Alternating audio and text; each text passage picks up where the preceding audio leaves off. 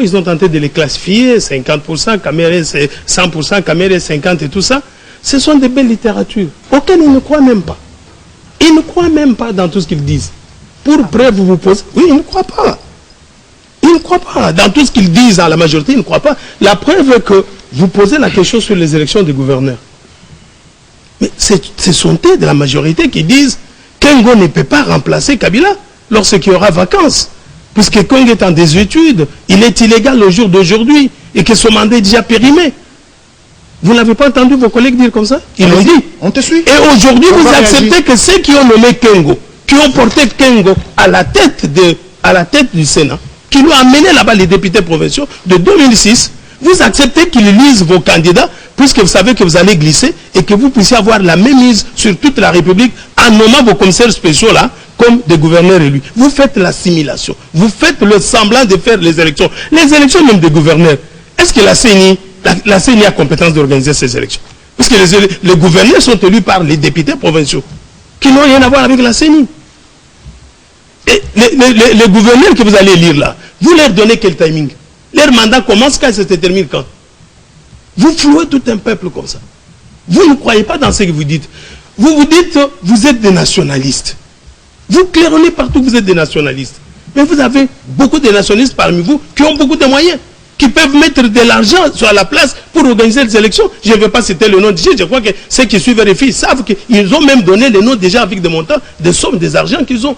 Pourquoi vous ne donnez pas cet argent-là? Des richesses personnelles. Des richesses personnelles. Mais quand on est nationaliste, au-delà du nationalisme, l'orgueil peut vous faire, sur le sursaut d'orgueil, vous pouvez donner l'argent pour contribuer. Mais vous n'avez pas entendu demander au peuple congolais de contribuer avec $1. Nous l'avons dit à l'opposition que nous étions capables de mobiliser $1 par Congolais.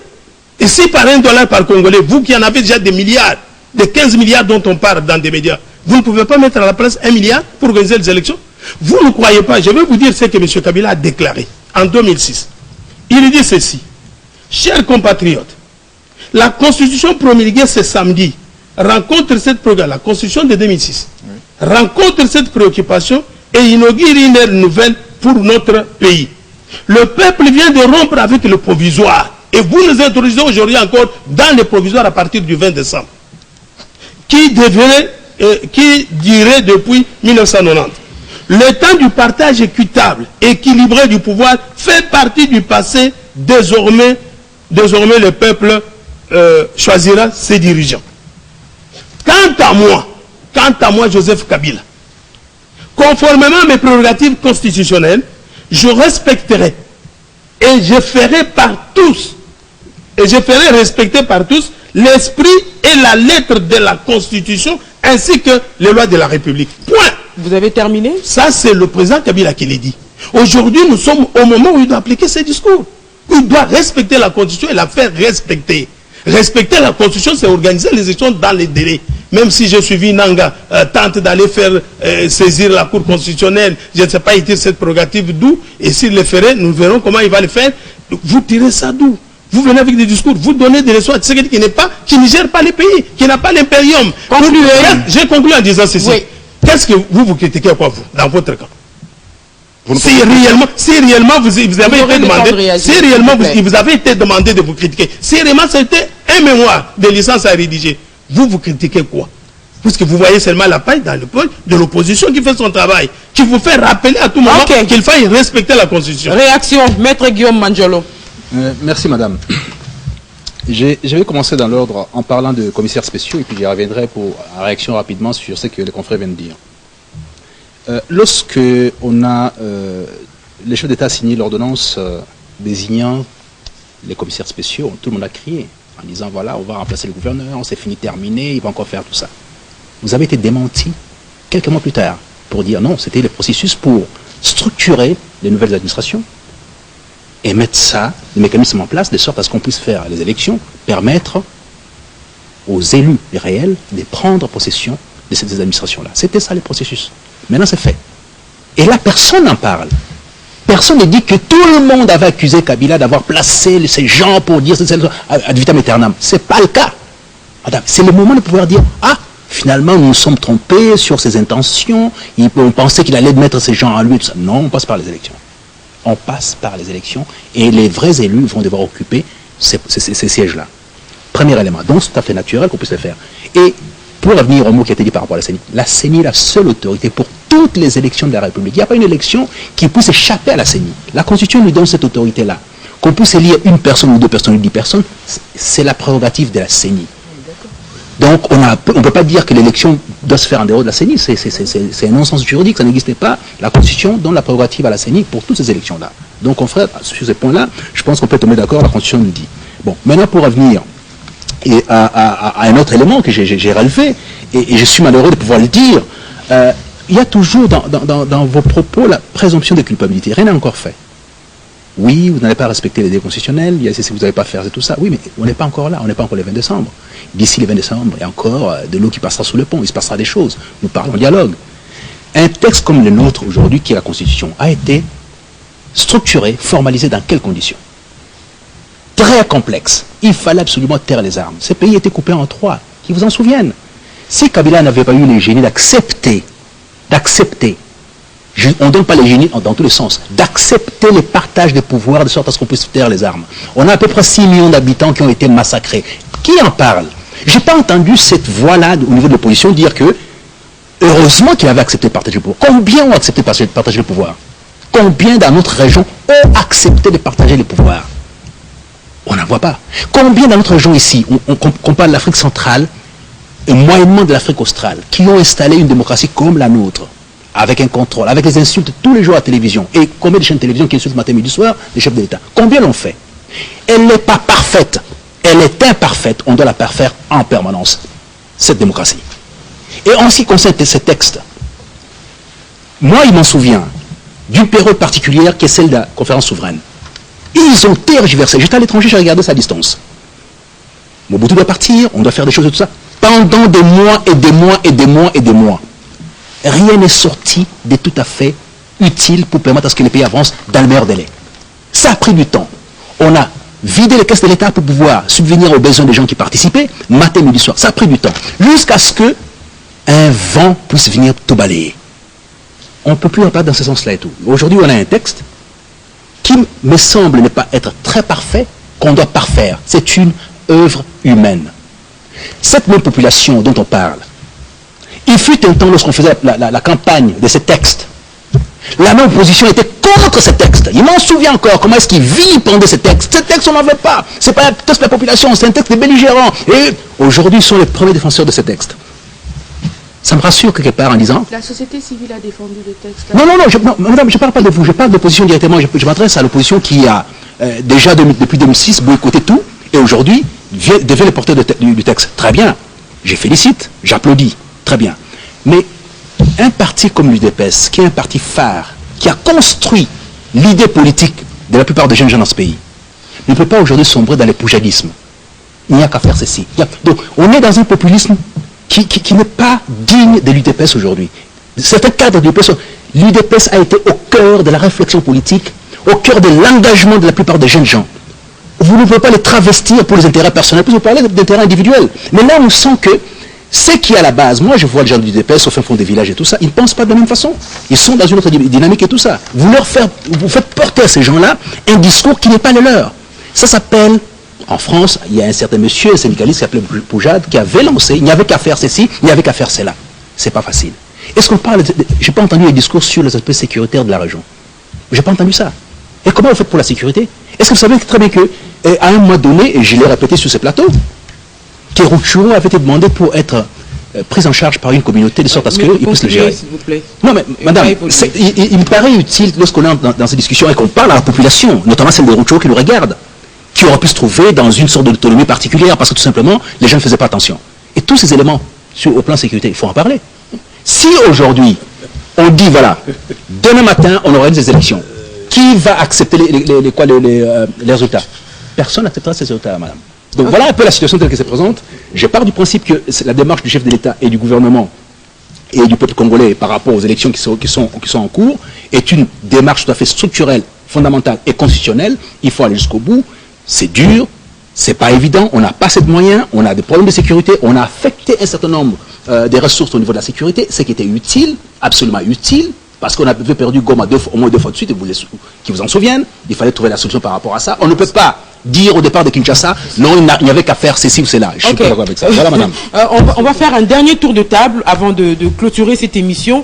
J'ai dit au début de ce magazine que la question clé était celle relative à l'organisation des élections. Nous voudrions savoir si c'est une question purement technique ou elle est également politique. Il y a cette volonté manifestée par la CENI de saisir la Cour constitutionnelle concernant le report des élections. C'est une question qui fait débat tous ces jours-ci, mais on se dit, est-ce que ce n'est pas la CENI, elle, qui sent justement dans l'organisation des élections qu'elle ne pourra pas être dans le délai et qu'il faudrait une petite rallonge? N'est-ce pas une démarche qui pourrait se justifier? Madame Léonie Kandolo. Bon, je pense que normalement, ce n'est pas dans les prérogatives de la CENI. Hein, quand on regarde, sans rentrer dans un débat purement juridique, les acteurs qui peuvent saisir la Cour constitutionnelle, ils sont bien énumérés dans l'article 161. Et je ne pense pas que la CENI en fasse partie, on peut lire l'article. Deuxième chose, la CENI est là pour faire des propositions techniques. La CENI fait des propositions techniques. Qu'elle fasse des propositions techniques, quand elle dit qu'elle veut 16 mois pour faire ceci, qu'elle dise ces 16 mois commencent quand et finissent quand. Qu'elle fasse des propositions et la CENI n'est qu'une institution d'appui à la démocratie. En fin de compte, ce n'est pas la CENI qui a le dernier mot. Donc, si des choses doivent être faites, elles doivent être faites par les voies légales. La CENI n'a pas compétence pour saisir la Cour constitutionnelle. Alors ça, c'est sur le plan de la forme. Allons-en, revenons au fond de la question. Donc, si elles ne se sont pas prêtes et comment... Mais elle s'adresse au gouvernement. Quand elle n'a pas d'argent pour faire, elle s'adresse au gouvernement. Donc, quelque part, moi, je pense que la CENI doit rester dans son rôle, qui est un rôle technique. Le rôle de la CENI est totalement technique. C'est pour ça que quand vous posez la question par rapport aux élections, les élections, il y a le côté totalement technique et il y a le côté totalement politique. Parce que des élections doivent être financées par le gouvernement. Les élections, c'est une vision politique. Les élections, c'est une vision politique. Même le mode de scrutin, c'est une vision politique. Tout ça est une vision politique. Mais maintenant, tout notre problème, c'est quoi? Nous voulons quoi? Nous voulons des élections présidentielles, nous voulons quoi? En ce moment, tout le monde se dit, on veut des élections présidentielles d'abord. N'est-ce pas? C'est ça qu'on a dit. Présidentielles et législatives. Pour les faire, la CENI dit qu'elle n'y arrive pas. Mais qu'elle parle au gouvernement. Moi, je pense que c'est vrai qu'il a dit beaucoup de gens n'étaient pas d'accord avec la Constitution. Mais moi, je sais que la société civile, en tout cas, nous nous sommes battus pour vulgariser cette Constitution. Nous avons fait le maximum parce que nous pensons, et je le disais tout à l'heure, qu'en fin de compte, nous sommes là pour construire un pays. Nous ne sommes pas là pour détruire. Nous sommes là, nous n'avons qu'un pays. Si nous le détruisons, nous allons où? Il faut bien se mettre d'accord. Mais maintenant, il y a des choses où on doit se mettre d'accord dessus. Le problème, le nœud gordien du problème en ce moment, c'est quoi? C'est dire, le chef de l'État a 2 mandats, et puis c'est tout. C'est ça le problème. Si on arrive à se mettre d'accord, qu'on se dit qu'il va avoir l'alternance.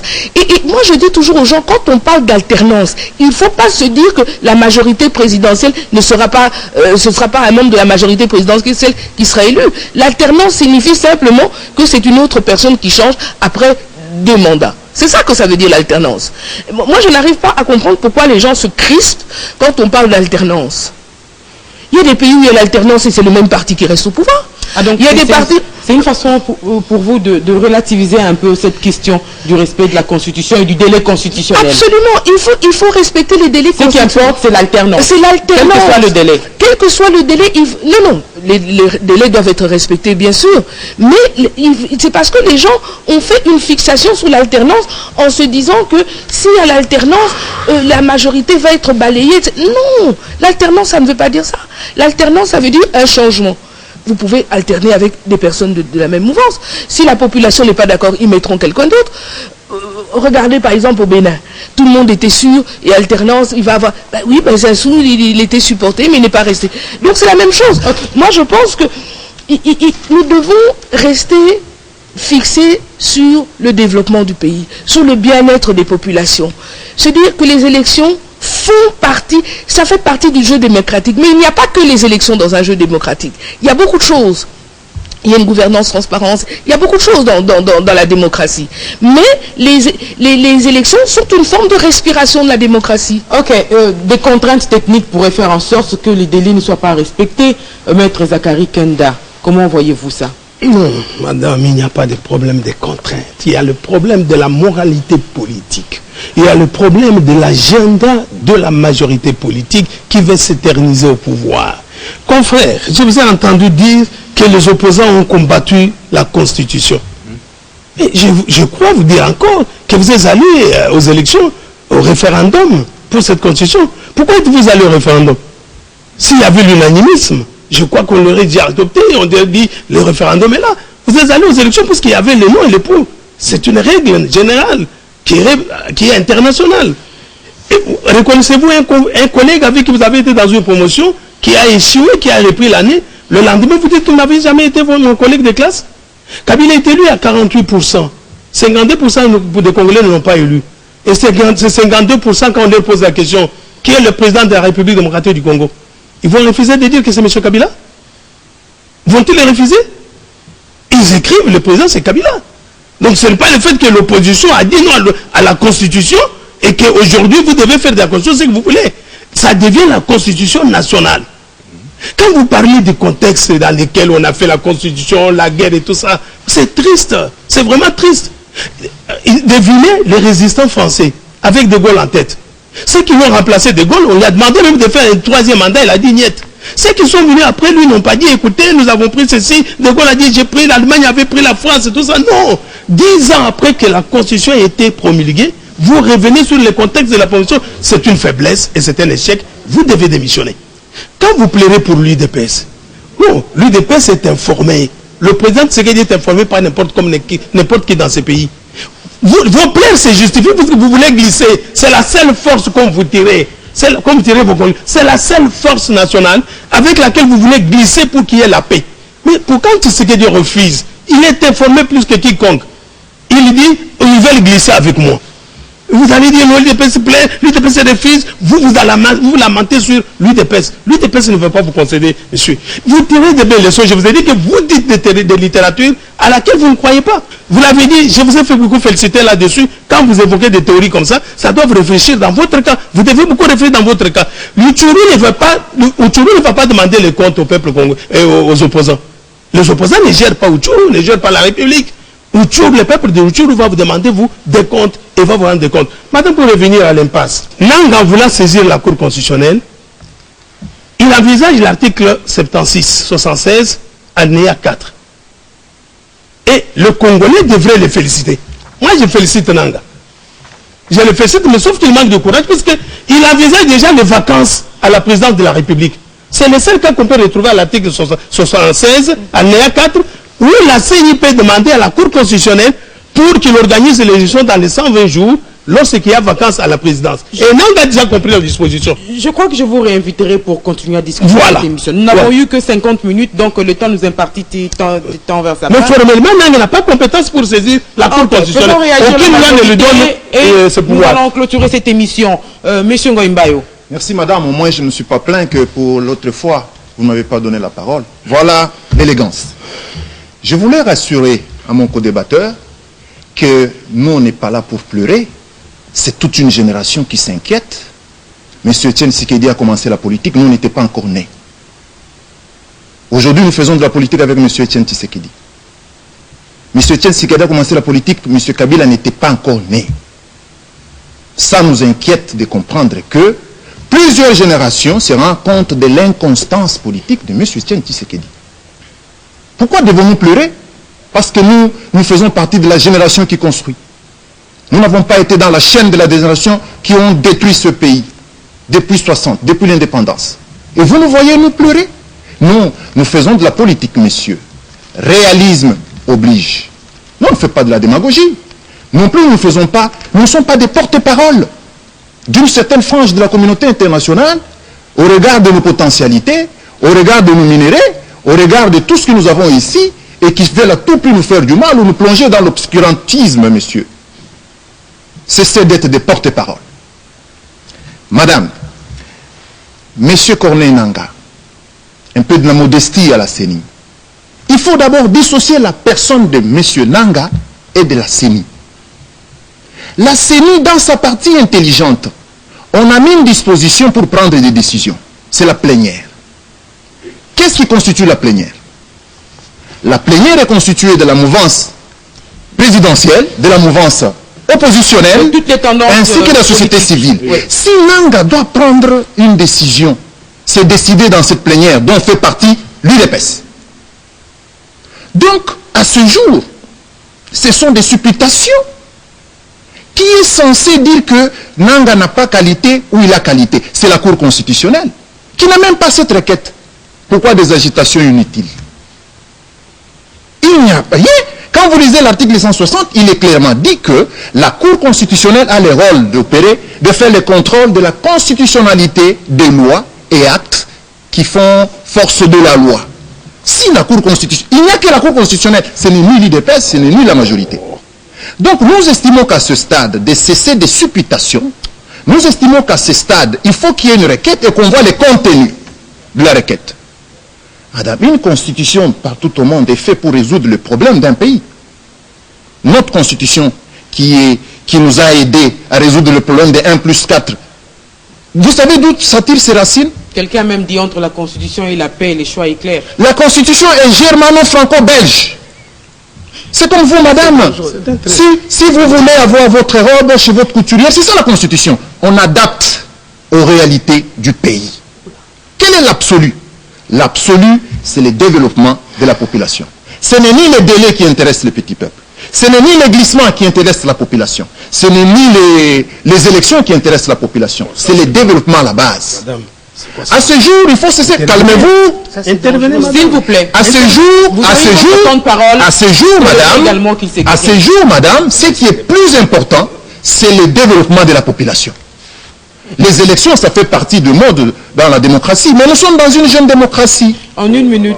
Donc, je m'imagine que nous ne sommes pas en train de faire de la politique pour la faire. Nous estimons que notre pays a connu des difficultés, en fait une guerre de décennies, et que nous sommes en train de nous relever, nous sommes en train d'avancer, et le glissement dont on parle, le chef de l'État n'a jamais dit qu'il va glisser, le chef de l'État n'a jamais dit qu'il va rester au pouvoir. Pourquoi toujours des procès d'intention? Voilà pourquoi, madame, nous disons, personne n'a le monopole, ni de la rue, ni du désordre. Nous demandons à la nouvelle génération, toutes séries confondues, d'être debout, afin de voir qui est du bon côté et qui est du mauvais côté. Mais je pense que la jeunesse que Dieu nous a donnée à travers le président de la République permettra enfin de rajeunir ce pays. Maître Guillaume Mandiolo, 2 minutes. Oui, premièrement, par rapport à la Bérésina, la Saint-Barthélemy, si on fait passer ci, il n'y aura pas celle-là et tout ça, d'autres viendront. Non. On est sorti de cette période-là. Vous savez, pas plus tard qu'il y a quelques jours, ou il y a quelques mois, on a tenté de faire une opération malheureuse au niveau du Burundi, ça n'a pas marché, tout simplement parce qu'on ne fait plus ça comme ça. La communauté internationale ne supporte plus qu'on puisse prendre les pouvoirs par des mécanismes tout à fait inacceptables. Et c'est pas bien de dire ça, c'est inciter à une conception de la gestion de la cité qui n'est plus d'actualité.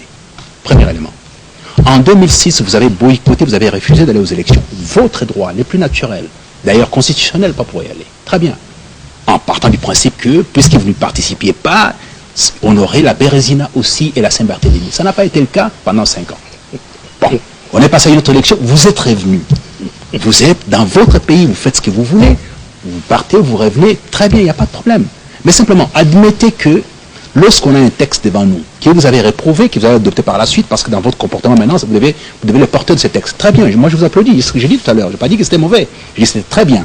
De la même façon, ce qui est en train de se faire actuellement en termes du dialogue, de propositions de dialogue, de la mise en place et tout ça, vous en serez le porteur d'ici peut-être 2-3 ans. Vous parlerez qu'effectivement, heureusement que nous, l'UDPS, on a participé à ça, heureusement que ça a apporté la calmie et tout ça. Heureusement. C'est très important, vous le ferez. Maintenant, en ce qui concerne la saisine de la Cour constitutionnelle par la CENI, j'ai réitéré ce que mon frère vient de dire ici.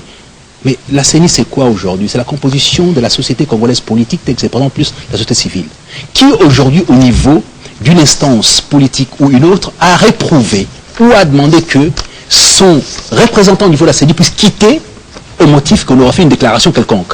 Personne n'a demandé à ce qu'il se retire de la CENI. Donc, la voix de la CENI, c'est la voix de la comment dirais-je, c'est cette concentration d'éléments qui composent la société civile, la société politique, à la fois la majorité et l'opposition, qui fait que ce soit la CENI, tout simplement, en regard des dispositifs qui ont été prévus par la loi, et en regard des conventions et des concertations entre acteurs politiques et société civile. Donc il n'y a pas de problème par rapport à ça. Je suis encore 30 secondes, c'est pas pour terminer. Okay. Donc finalement, il appartient à la Cour constitutionnelle seule de dire c'est irrecevable, c'est irrecevable. Et à personne d'autre, toute personne dans la rue, juriste que nous n'avons pas l'autorité. Confrère, vous avez le droit, vous, demain matin, de prendre des textes. Confrère. Oui, mais vous dépassez-vous des intérêts. Non. C'est-à-dire combien dépassez-vous des intérêts égoïstes. Madame, je risque de vous retirer la parole puisque nous avons terminé. Vous faites le tour du monde. Toutes les cours du monde entier reçoivent tout et disent c'est recevable, pas irrecevable. Il est rapporté pour l'interpréter, c'est pas à nous de pouvoir le faire. Voilà tout ça que je voulais dire. Donc, comme je disais au début de l'émission, nous sommes pendant le mois de la femme, donc c'est également la seule dame de ce plateau de débat contradictoire qui va clôturer l'émission.